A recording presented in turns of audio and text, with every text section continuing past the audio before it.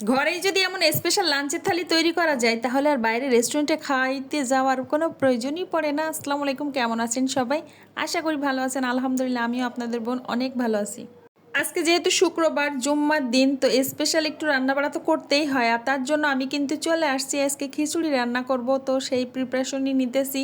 আর আমার ছেলে মেয়ে দুইজনে যে এত খিচুড়ি পছন্দ, যখনই আমি শুক্রবারে কোনো কিছু রান্না করতে যাই তখনই তাদের আবদার থাকে, আম্মু খিচুড়ি রান্না করো। মানে তাদের খিচুড়ি খাইতে হবে, তাদের পোলাও থেকে খিচুড়িটা বেশি পছন্দ।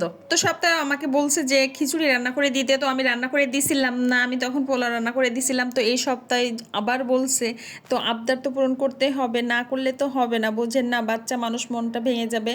তো তার জন্য আজকে খিচুড়ি রান্না করলাম। আর ভাবলাম তার সাথে যদি বেগুন ভাজা আর ইলিশ মাছ ভাজা হয় তাহলে মন্দ হয় না, যেহেতু ইলিশ মাছ বাসায় ছিলই। তো তাই একটু করে নিলাম, কারণ ইলিশ মাছ ভাজা বেগুন ভাজা দিয়ে খিচুড়ি খেতে কিন্তু মজাই লাগে। তো আমি বেগুনটা একটু কাঁচা কাঁচা করে নিতেছি, তাহলে মানে ভালো লাগবে খেতে, মরিচটা একটু ভিতরে ঢুকবে, এই আর কি।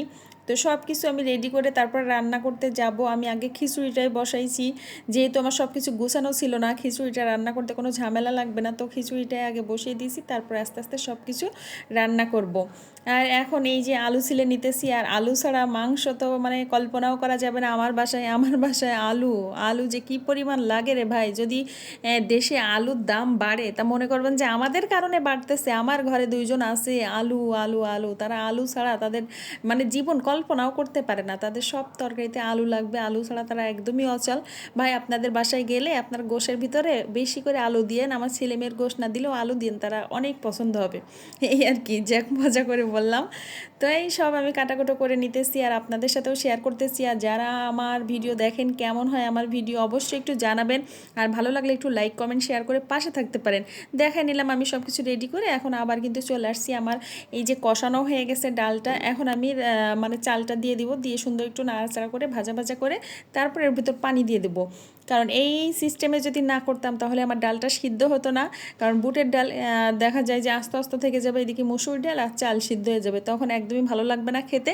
এই জন্য ডালটা আমি আগে সিদ্ধ করে নিছি। তো কেমন হয়েছে বুদ্ধিটা অবশ্যই জানাবেন। অনেকে ডাল ভিজিয়ে রাখে, আমিও ভিজিয়ে রাখি, মানে আগের দিন রাত্রে যদি ভিজিয়ে রাখতাম তাহলে একসাথেই দিতে পারতাম। যেহেতু ভিজিয়ে রাখিনি তাহলে আমাকে অবশ্যই একটু সিদ্ধ করে নিতে হবে। যাই হোক, এই তো আমি খিচুড়ি পানি দিয়ে দিছি, আর তারপরে কিন্তু আমার খিচুড়ি হয়ে গেছে। মাঝের কোনো ক্লিপ নিতে পারি নাই আমি, তো লাস্টের দিকে একটু নিছি। আর এখন আমি ঘি দিয়ে দেবো, আর ঘি দিলে তো খিচুড়ি আহা সেই মৌ মৌ করবে একদম। আর ঘি দিয়ে খিচুড়ি খেতে যেই মজা লাগে। আর আমার মনে হয় ইদানিং একটা প্রবলেম হয়ে গেছে, আমি চোখের আন্দাজ করতে পারতেছি না। আজকেও কিন্তু আমার পাতিলটা ছোট হয়ে গেছে, খিচুড়িটা বেশি হয়ে গেছে, যার কারণে আমি কিন্তু ভালো মতো নাড়াচাড়া করতে পারতেছি না। যাই হোক, তারপরও আমি আজকে পাতিল চেঞ্জ করব না, কারণ এই পাতিল ধোয়াধুয়ি একদমই ভালো লাগে না। আর এই যে আমি মাংসটাও রান্না করে নিতেছি, মাংসটা রান্না করব, আর সবার শেষে হচ্ছে আমি বেগুন ভাজবো আর মাছ ভাজি করব, কারণ ওইটা গরম গরম খেতেই ভালো লাগে।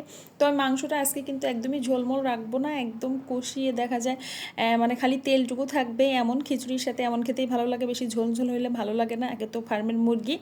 তো আমি সুন্দর মতন কষিয়ে কিন্তু পানি দিয়ে নিয়েছি ঝোলের, আর এখন রান্না হয়ে যাবে। আর আমার রান্না বাড়া শেষ। বাচ্চাদের সামনে যদি এমন স্পেশালভাবে একটু পরিবেশন করা যায় তাহলে কিন্তু তাদেরও রেস্টুরেন্ট রেস্টুরেন্ট একটা ফিল আসে।